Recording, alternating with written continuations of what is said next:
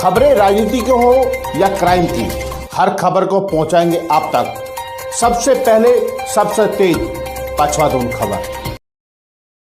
जी भाई साहब, जानना चाहेंगे कि विकास नगर बड़े रामपुर में जो जिस तरह की घटनाएं हुई है, उस तरह की घटनाओं को लेकर आज प्रेस वार्ता कर रहे हैं। अगर बात करें पुलिस की, तो अभी तक विकास नगर में जो घटना हुई थी उसकी गिरफ्तारी नहीं हुई है। सब 5 लोगों को रामपुर में गिरफ्तार करके अब पुलिस इतिश्री कर रही है, तो क्या मानते हैं इसको आप? नहीं, पुलिस की एक विफलता है और लापरवाही है कि इतनी बड़ी घटना को, जो आतंकवादी घटना है, जो देश में उत्तराखंड को शर्मसार कर रही है, इतनी बड़ी यात्रा, हिंदुओं की सबसे बड़ी यात्रा के ऊपर एक आतंकवादी हमला होता है और उसमें भी अगर हम अच्छी कार्रवाई नहीं कर सकते, कठोर कार्रवाई नहीं कर सकते, तो ये पुलिस के ऊपर बड़ा प्रश्न चिन्ह है। इसी को लेकर प्रेस कॉन्फ्रेंस है कि इसमें रासुका लगनी चाहिए और सभी दोषियों को जल्द से जल्द गिरफ्तारी होनी चाहिए, नहीं संगठन बड़ी कार्रवाई करने को विवश होगा। आपने कहा यूपी और हरियाणा के लोग भी इस आंदोलन में उतरने को तैयार है अगर गिरफ्तारी नहीं होती है। क्या है, जो कांवड़िए थे वो केवल उत्तराखंड के नहीं थे, वो यूपी, हरियाणा और हिमाचल के थे, जिनके ऊपर हमले हुए हैं और गंभीर चोटें लगी हैं, उनके सिर बहुत गंभीर तरीके से फटे हैं और सभी लोगों में आक्रोश है। सभी के फ़ोन हम लोगों को आए हैं कि भाई उत्तराखंड के ऊपर इतनी बड़ी घटना हो गई और कोई प्रतिक्रिया नहीं है, कोई कार्रवाई नहीं है, सब गुस्से में है, तो सबको आंदोलन करने विवश होना पड़ेगा। फिर पुलिस अगर कार्रवाई नहीं करती है तो पूरे जिस राशिद पहलवान को गिरफ्तार किया गया, मुख्य आरोपी बताया पुलिस ने, उस राशिद पहलवान के ऊपर पहले से कई मामले 307 में दर्ज है, कई मामले जमीनों से संबंधित दर्ज हैं और उसके बाद भी पुलिस जो है उससे एक, आपने बताया कि मित्रता का व्यवहार कर रही है। ये बड़ा प्रश्न चिन्ह है हमारी व्यवस्था के ऊपर कि जो इतनी बड़ी, जिसके ऊपर दर्जनों मुकदमे दर्ज हैं, जिसके ऊपर गुंडा एक्ट लगनी चाहिए, जिसे तड़ी पार करना चाहिए, वो थाने और चौकियां चलाते हैं, वो पुलिस के गले में हाथ डाल उनके घूम रही है। इतनी बड़ी घटना करने का जो मुख्य आरोपी है, उसके साथ जब कोर्ट में पेश किया जाता है तो पुलिस गले में हाथ डाल के लेके जाती है, हंसते हुए लेके जाती है। तो ये उत्तराखंड के लिए एक कि जनता को सोचना चाहिए कि हम किन हाथों में हमने जो है जिम्मेदारी दे रखी है और सरकार को भी इस पे कठोर से कठोर कार्रवाई करते हुए उस थाने को भी सस्पेंड करना चाहिए, उन अधिकारियों को भी सस्पेंड करना चाहिए कि आज तक उन पे गुंडा एक्ट क्यों नहीं लगी थी, जिनके ऊपर दर्जनों मुकदमे दर्ज हैं। इनके सारे जितने भी आपराधिक किस्म के लोग हैं, ये उत्तराखंड को बर्बाद कर रहे हैं, नशा बेच रहे हैं, यहाँ वैश्यावृत्ति कर रहे हैं, यहाँ जो है मानव तस्करी कर रहे हैं और इन्हें संरक्षण देने का काम पुलिस, विकास नगर का स्थायी प्रशासन, पुलिस प्रशासन कर रहा है। इन्हें तत्काल बदलना चाहिए,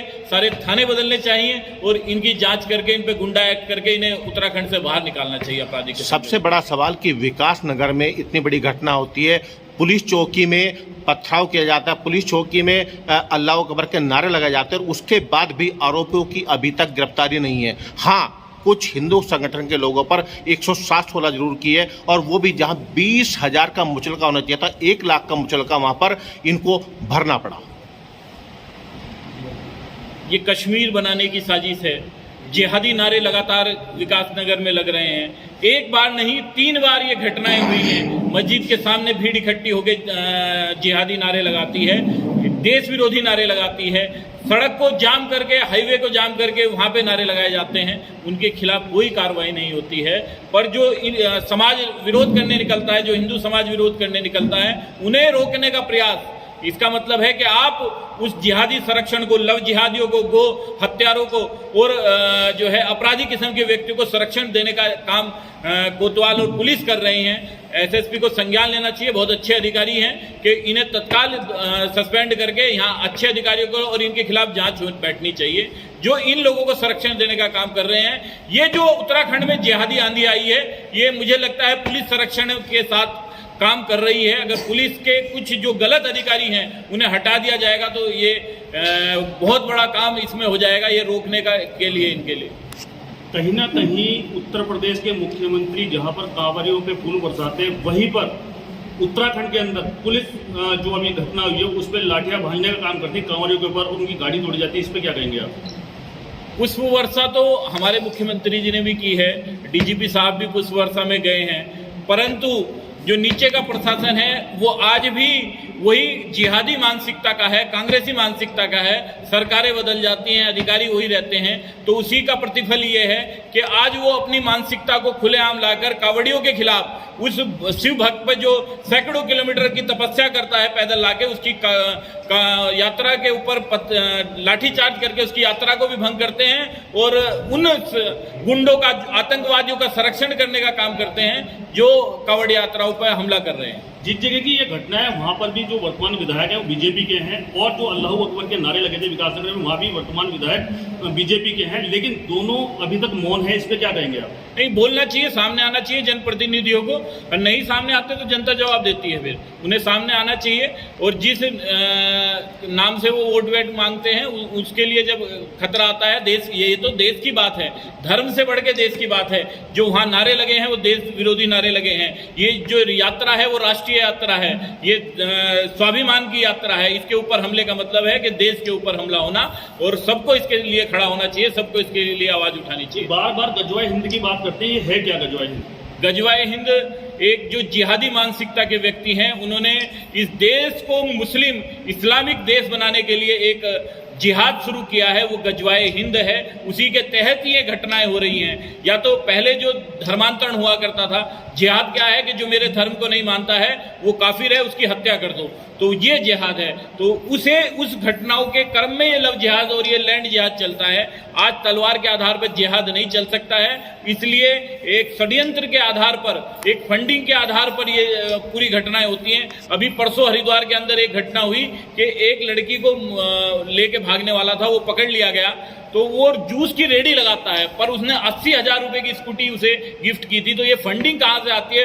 उसके घर में रोटी नहीं है खाने के, पर वो 80,000 की स्कूटी लड़की को गिफ्ट करता है। तो ये जिहाद है कि धर्मांतरण करने के लिए, अपने धर्म में लाने के लिए लड़की भी आती है। यहाँ तो 2 ही बच्चे देती है, वहाँ वो 15-20 बच्चे देती है, दर्जनों बच्चे देती है। बच्चे पैदा करने की मशीन, और उसके बाद उसे विदेशों में बेच दिया जाता है। ये देखिए, इनके खिलाफ सरकार को कार्रवाई करनी पड़ेगी। नहीं करेंगे तो संगठन के लोग उग्र आंदोलन करेंगे। किसी भी हालत तक, किसी भी हद तक जाकर हमें ये इनके खिलाफ कार्रवाई चाहिए। दोषियों को बिल्कुल बख्शा नहीं जाएगा। उत्तराखंड को बिल्कुल इस्लामिक राज्य नहीं बनने देंगे। और यहाँ पे ये देवभूमि है, ये हिंदुओं की भूमि है। यहाँ जो आएगा वो हमारे हिसाब से रहेगा, वो इस संविधान के हिसाब से रहेगा। वो जो है संविधान में जो आस्था रखता होगा उसे। क्या कोई अल्टीमेटम होगा कि वो टाइम बाउंड होगा? कब तक की आप अल्टीमेटम दे रहे हैं? आज जो है बड़े अधिकारियों से और सरकार के प्रमुख लोगों से बातचीत हुई है, और शाम को भी होनी है। उसके बाद जो है तय करके हम समय तय करेंगे। पर सप्ताह भर के अगर अंदर इन पर कार्रवाई नहीं हुई तो हम संभवतः बड़ा आंदोलन तय करेंगे पूरे प्रदेश में। ये थाने को और पैसा मुहैया कराते हैं, और उसके अधीन ये इस प्रकार के काम करते हैं। अभी जो अनुज जी ने बताया है कि 80,000 की स्कूटी भेंट की है उसने लड़की को, ये पैसा कहाँ से आता है? इसके बारे में सोचना पड़ेगा। इसकी फंडिंग विदेशों से होती है या यहीं के और मुस्लिम व्यवसायी करते हैं, ये चिंता का विषय है। और हम सरकार से मांग करते हैं